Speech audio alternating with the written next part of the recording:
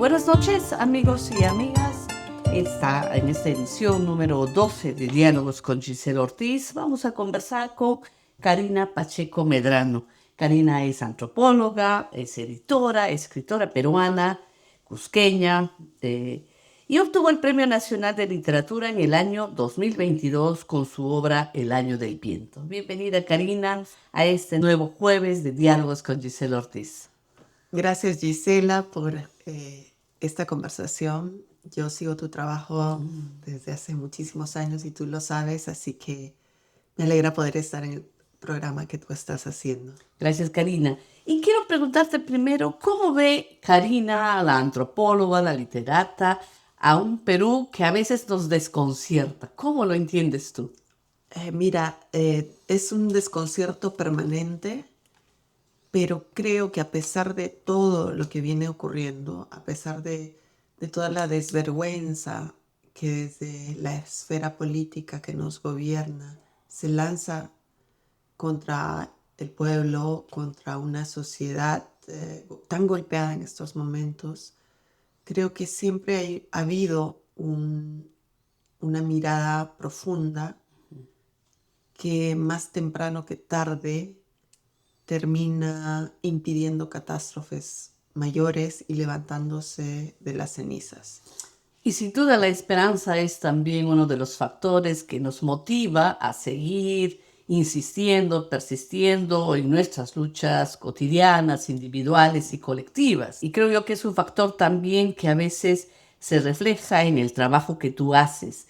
Entonces, cuando tú escribes tus cuentos y tus novelas, ¿cómo te nutres como escritora de la información necesaria para producir tu trabajo?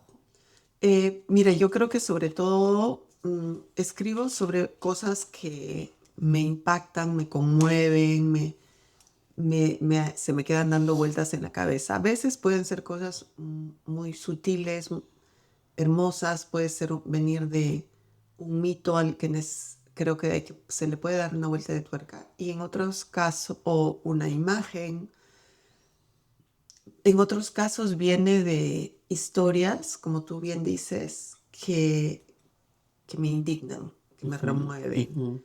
Y digo, ¿cómo respondo? A veces directamente a través de un artículo, un ensayo, cuando hay cosas que no necesitan entrarle a la ficción para hablar sobre ellas. Pero en otros casos es ir enlazando esas historias tantas veces marginales, que se quedan en el espacio marginal, esos personajes secundarios, esos momentos y situaciones que no salen más que en la esquina más remota de un periódico, pero que a través de la literatura muchas veces puedes poner el foco en ellas y desarrollar lo que a veces no se puede desarrollar a través de una historia, una investigación, en crónica periodística, pero a mí me sale hacerlo a través de la ficción. Y la ficción permite a veces entrar al corazón del asunto. Y sin duda también estas obras, como tú bien lo dices, que nacen y se alimentan de estas pequeñas realidades que no dejan de sorprendernos o de indignarnos, se recrean en esa ficción literaria y permiten representar situaciones a veces mucho más difíciles de narrar y de contar, ¿no? Estas situaciones que nos hablan de injusticias, de abusos, como por ejemplo en tu personaje Bárbara, protagonista, una de las protagonistas de tu obra Año del Viento, y que es una mujer desaparecida, ¿no? Entonces, Sí. ¿cómo se escribe y se habla situaciones así de incertidumbre y de injusticia? Sobre todo narrando desde quién fue ella, es decir, la literatura permite indagar en cosas de las que sabemos poco o que se puede decir desaparecido, desaparecida, y sin embargo mm, conocer quién era el personaje, porque eso permite que al otro lado los lectores puedan entrar a figuras mucho más complejas, mucho más ricas, con muchos más ángulos, para poder entender quién era ese personaje y por qué, cómo, dónde, y hablar de su voz, hablar de las cosas que le hacían. Y aunque sea un personaje de ficción, al otro lado, Lo muchos vas como los ven, personalizando, sí, ¿no? casi que encuentras parecidos Así con una es. persona, con otra, y eso permite que el hecho de la desaparición tome la dimensión de lo que significa. Eh, me da pena decir esto, pero tú tienes la experiencia de un hermano desaparecido. Entonces, esa es una experiencia que nadie que lo haya vivido va a alcanzar. Y, y sin embargo, a través de la ficción, cuando tú ahondas en la voz, en el canto, en pequeños detalles de esa persona, a veces los lectores pueden sentir eso del significado del no saber. Eh, o si se encuentra, como también ocurre, poder entender el alivio Eso para genera, ¿no? para la familia. Entonces, cuando tú puedes encontrar, al menos tener el lugar donde enterrar esos huesos, el lugar se convierte en un pequeño lugar de la memoria, no solo de la persona que murió, que fue asesinada, injustamente, terriblemente desaparecida, sino que es el lugar también donde tú te puedas reencontrar simbólicamente con todas esas otras memorias íntimas. Eso en una historia, cuando esto está multiplicado en historias masivas, son como fantasmas que no solo van a perseguir a la familia, sino a toda la sociedad, incluso a los que niegan, a los que justifican, a los que no quieren ver. Piensan que esos fantasmas no enterrados no les pertenecen, No les pero van a nos pertenecen perseguir. a todos. O sea, es un absurdo inmenso. Y el Perú, nuestro país, vive continuamente pretendiendo ser moderno, mirar adelante, ser lo máximo en el mundo, olvidándose que tiene en su historia una larga sucesión de muertos que requieren justicia, que requieren memoria y que requieren un buen entierro. Y de deuda social, ¿no? Porque de Sí, alguna manera nos convertimos en un país que acumula estadísticas, ¿no? Que sí, acumula muertos de épocas mucho más atrás, pero que sin duda sus familias siguen exigiendo esa justicia y ese esclarecimiento, ¿no? Porque, claro, queda como una deuda pendiente, ¿no? Y muchas veces el testimonio de los familiares no es suficiente para explicar, más allá que se hable a veces desde el dolor, desde el vacío, desde todo ese trauma que genera una desaparición forzada, no siempre se tienen las palabras adecuadas como para poder explicar, ¿no? Y por eso a mí me parece siempre fundamental estas otras herramientas que tenemos, ¿no? La literatura, el teatro, el documental, el cine, porque son otras formas de decir lo mismo, ¿no? Y quizás también de llegar a otros públicos que con el testimonio no es suficiente de poder sensibilizarlos. sí, esas otras herramientas lo hemos estado viendo ahora que estamos en esta gira de contrapedagogías por la memoria. Por ejemplo, con el documental de los documentales de Luis Cintora, ¿no?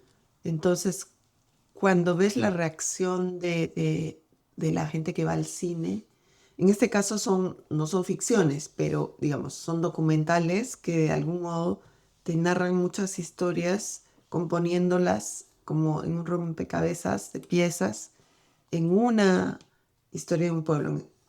Por ejemplo, este fue nuestro castigo, ¿no? Que enfoca a Guaya, pero es mm, casi una herramienta mágica en momentos donde tú ves componerse la historia de un pueblo a través de diferentes voces contando los terribles episodios de violencia política que se desataron en un pueblo y a través de ese pueblo tú puedes ver la historia de tantísimos pueblos que sufrieron ese horror. Entonces, a veces con un solo testimonio, como dices, no se puede, pero los instrumentos audiovisuales, la fotografía, una fotografía te puede contar muchísimo. Por ejemplo, entre las fotografías de Percy Rojas hay una exhumación. Uno ve los pies de la familiar, podemos ver que es una mujer que está observando cómo se recuperan los huesos de familiares a los que ha estado buscando años. Tú en los pies cuarteados de esa mujer puedes ver toda una historia de la que está viva, ¿no? De trabajo fortísimo. No son los pies cuidaditos con crema de una mujer que vive en la ciudad y tiene la mínima posibilidad económica de cuidar sus pies. Son pies que trabajan duro, duro.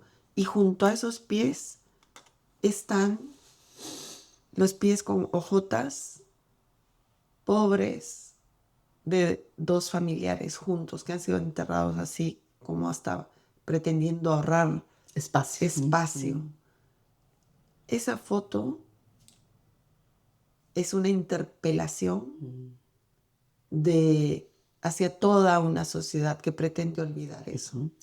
Y quizás también esa propia condición social de las víctimas, no solamente de quienes fueron asesinados o desaparecidos, como bien lo dice el informe de la Comisión de la Verdad y Reconciliación, la mayoría de las víctimas fueron campesinos, quechohablantes, jóvenes entre 17 y 20 y tantos años, hace que nuestro país esté siempre en estas batallas por las memorias, ¿no? Estemos siempre tratando de explicar esa historia y las consecuencias de esa historia y los derechos que conllevan esas historias frente a una sociedad que quizás mayoritariamente todavía es indiferente, porque claro, sus familiares, también campesinos, quechohablantes, de zonas andinas, rurales, no tienen la misma voz que ciudadanos peruanos y peruanas que viven en las ciudades y pueden tener algún nivel de relación y de poder, ¿no? Para hacerse sentir, ¿no? En un país donde todavía existe una gran brecha social que nos distancia.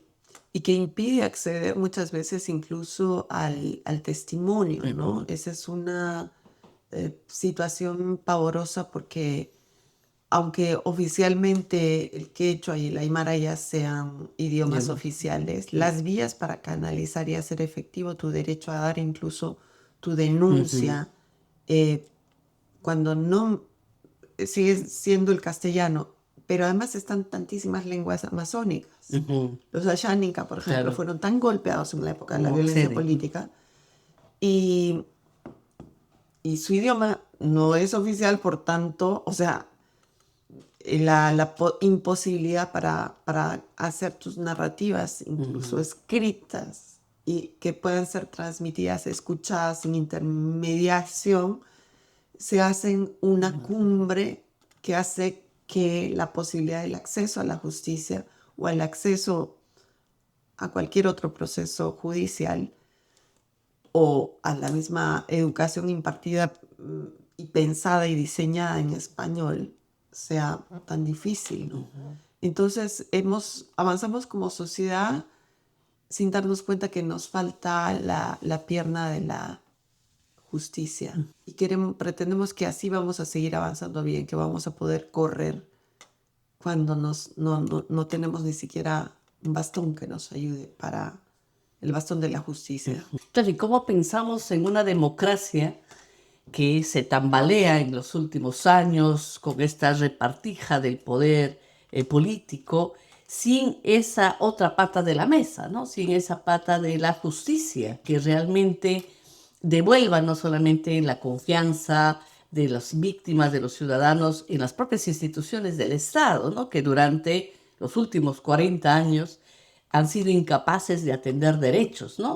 La propia Defensoría del Pueblo, ¿no? Que en los últimos tiempos ha renunciado casi a su función fundamental, que es garantizar derechos humanos, ¿no? Entonces, ¿cómo hacemos para seguir empujando esta democracia necesaria para la vida política de nuestro país, para la propia convivencia ciudadana, cuando no miramos todos estos aspectos que nos hacen cada vez más desiguales?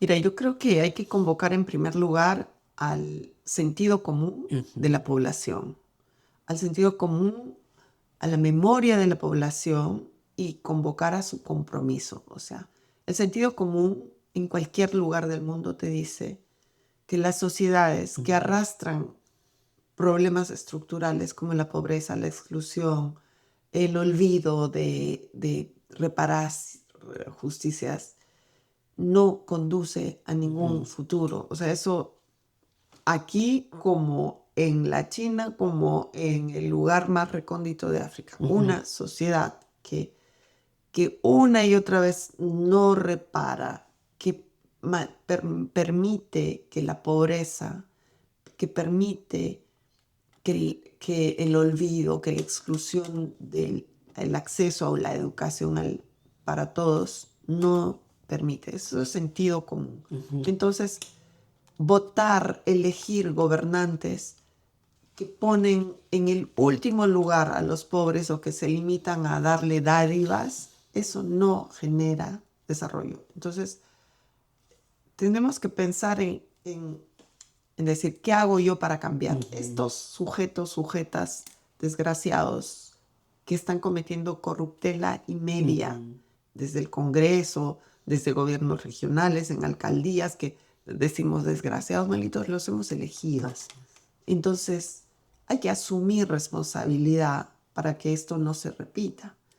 Entonces, creo que, en primer lugar, hoy en día las cosas están en manos de los ciudadanos, porque esta democracia tan frágil que hemos tenido, la corrupción se la está devorando, Ujú. se la está comiendo. Y no solo lo hace filtrándose en diferentes partidos políticos, sino también está entrando a infiltrar y tomar los otros pilares de la democracia institucional, ¿no? El Poder Judicial lo vemos, está, el Tribunal llamado de Justicia está capturado. Así es. El Jurado Nacional de Elecciones, la OMPE, que deben garantizar elecciones limpias, están infiltradas. La Defensoría del Pueblo que acabas de mencionar, ¿no? Ha sido elegida por un Congreso espurio. Ujú. Entonces, para no reaccionar en favor del pueblo, sino en favor de responder a la gente que le ha Que le ha elegido. puesto ahí. Ujú. Entonces, esa captura de la democracia solo puede ser respondida por ciudadanos, ciudadanas que protestan, que no dejan que su protesta frente a esto sea pisoteada Ujú. y que por lo menos, si no sales a protestar, no te pongas a terruquear a quien protesta Así frente a la es. injusticia.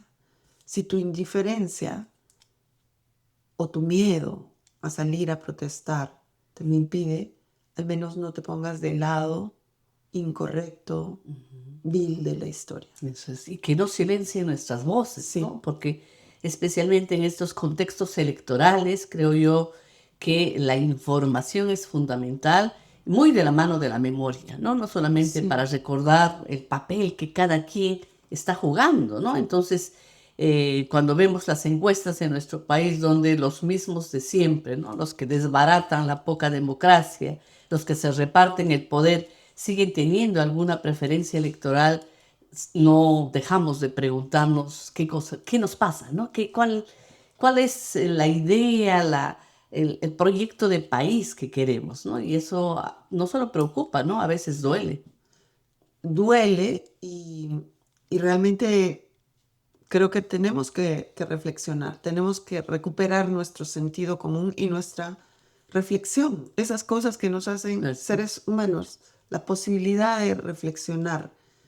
Y creo que es una tarea, es una responsabilidad. Lo que, por ejemplo, pueda venir en las próximas elecciones no es responsabilidad de los políticos. Sí, es responsabilidad de políticos De quienes, que de mienten quienes se y rodean, que ¿no? ofrecen a todo el mundo, le Ujú. ofrecen en cada lugar, te voy a hacer un aeropuerto, y piensas que te lo va a hacer acá y no te das cuenta que en cada pueblo donde está yendo, ¿no? Entonces hay que decir, responsabilidad para saber qué está diciendo, no solo a mí, sino qué ofrece en cada lugar, y te puedes dar cuenta que hay una plaga de mentirosos.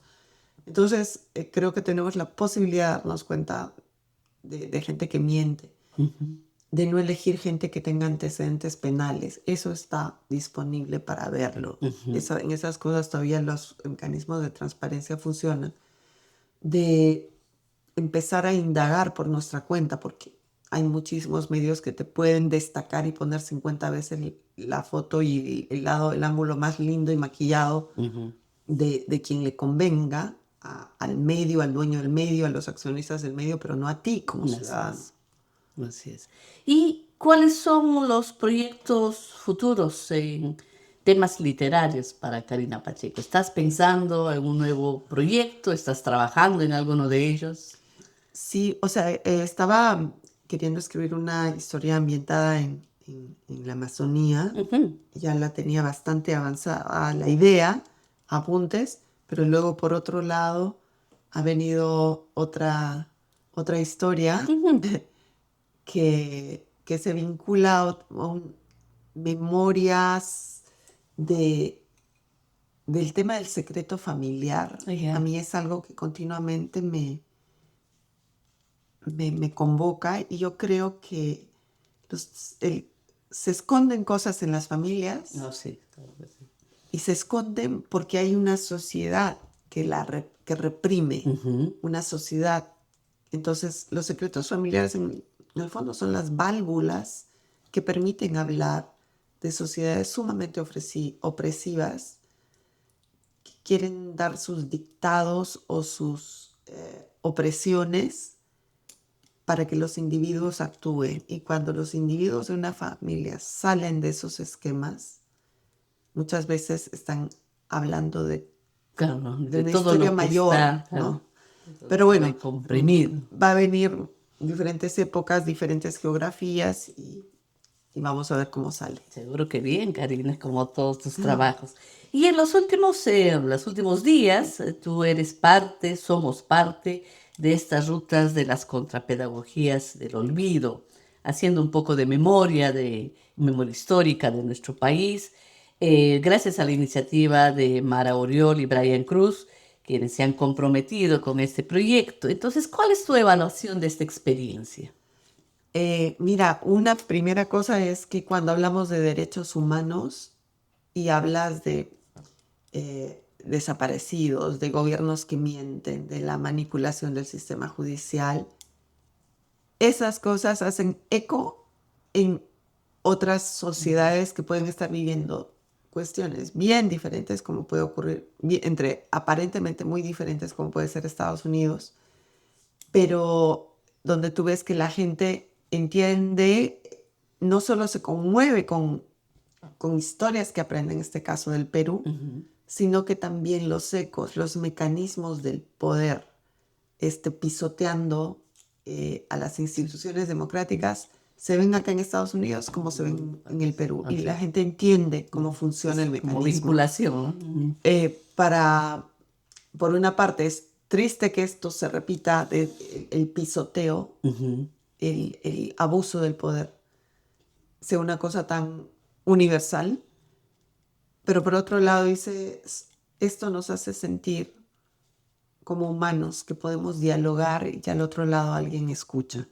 Y creo que esa es una primera cuestión. Otro elemento esperanzador es que aquí, como ocurre en muchos lugares del mundo, muchos jóvenes están con la sensibilidad y las preguntas abiertas para ahondar en estos temas, por querer saber más, por querer conocer más, por querer hacer algo que cambie esto.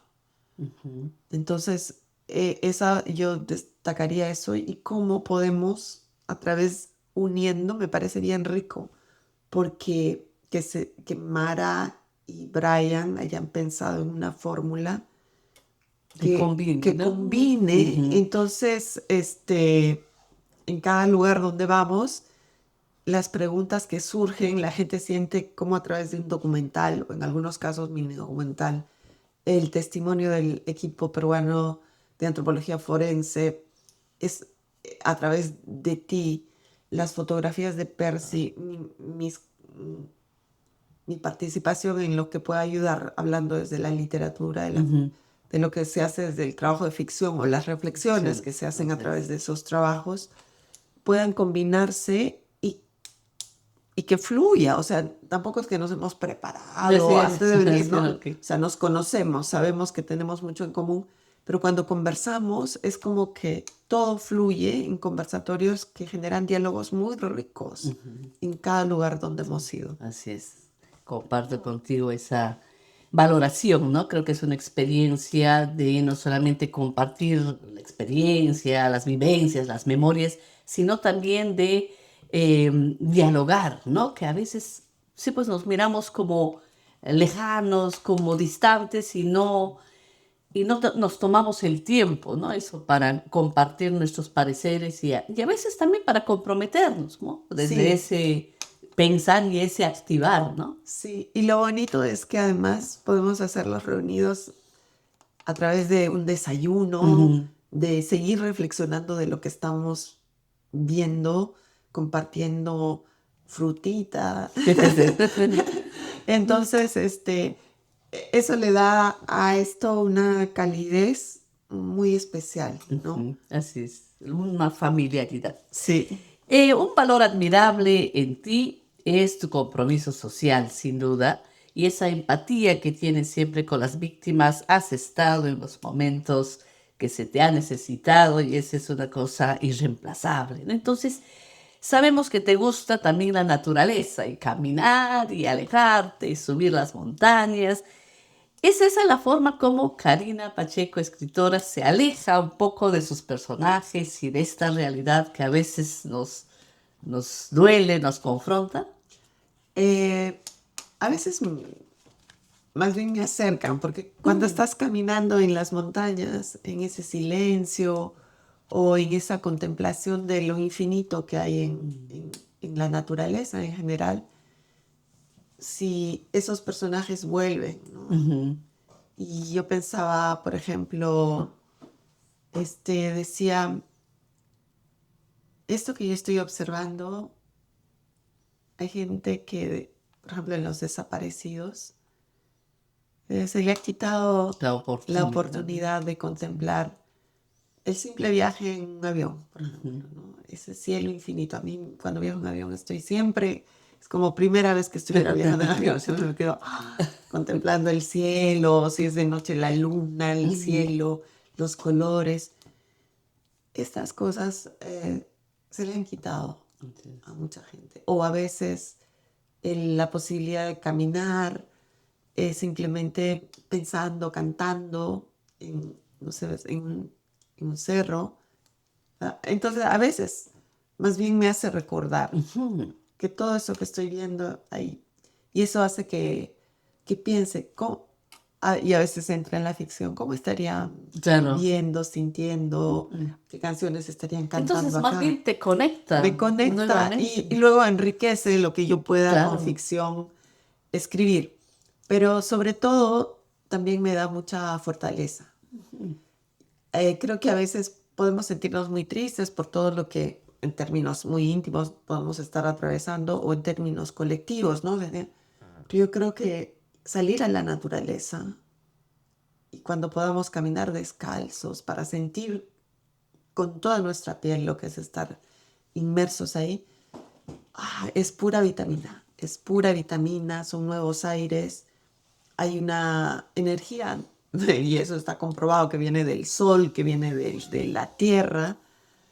que nos nutre, ¿no? Y yo ujú. siento que a veces el viento, cuando entras, Nos nos levanta golpea. los cabellos, también es como decir, ya, desmelénate y también empiézate a Sacúdete un reír, poco. ¿Eh? sacúdete, ¿no? Sí, Sí, muy bien. Muchas gracias, Karina, gracias a por ti. tu trabajo, por tu compromiso, por este convivir de estos días, de conocernos, de conversar, de seguir dialogando, ¿no? Gracias, realmente para mí ha sido enriquecedor esta cercanía y yo te agradezco por eso. No, yo te agradezco también. Muchas gracias por tu trabajo. Sí, sí. Gracias, Karina.